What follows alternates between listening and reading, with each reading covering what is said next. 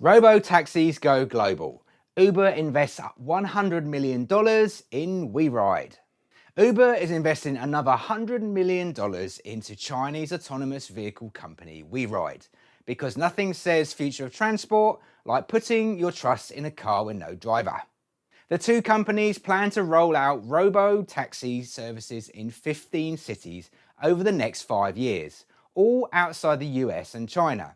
This includes locations like Dubai and Zurich, where WeRide is already making moves. Robotaxi services in one, autonomous shuttles in the other. WeRide handles the autonomous tech, Uber takes care of the fleet and the app. Think of it as Uber doing the hosting and WeRide bringing the self-driving brains. According to the Uber CEO Dara Khosrowshahi, this is one of the biggest partnerships of its kind. And it makes sense.